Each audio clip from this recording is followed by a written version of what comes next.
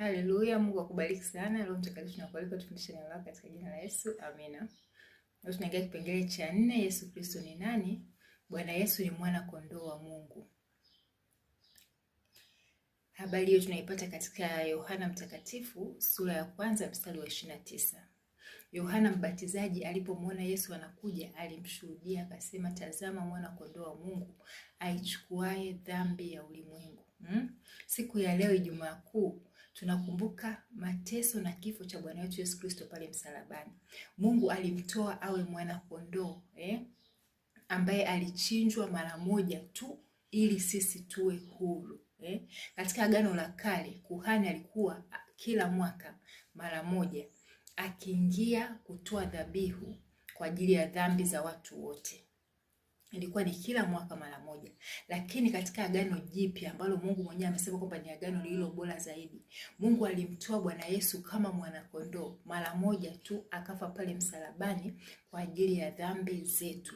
Lakini sasa hili jambo linakuwa halisi katika maisha yako utakapomkubali Yesu, utakapomwamini. Kwa sababu Biblia inasema kwamba ukimkiri Yesu kwa kinywa kuwa ni Bwana na kuamini kwamba alikufa na kufufuka na kwamba ni mwana wa Mungu, utaokoka.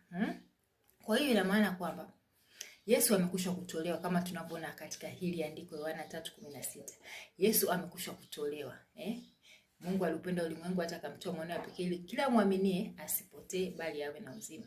Yesu amekwisha kutolewa kama mwana kondoo, amekwisha kufa pale msalabani. Leo tunaazimisha siku ya Ijumaa Kuu. Sasa linakuja swala la wewe kuamini. Tunaona Bwana Yesu alipokuwa ameangikwa pale msalabani, wale waovu wawili waliokuwa wamesulubiwa naye, mmoja alimkiri, mmoja akambeza.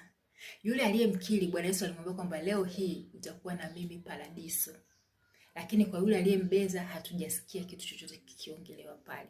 Kwa hiyo ina maana kwamba hili jambo haliwi kwako moja kwa moja tu. Lazima kuna kitendo cha wewe kumkiri Yesu, kitendo cha wewe kumwamini Yesu. Na usiseme unaamini tu, hata mapepo yanaamini.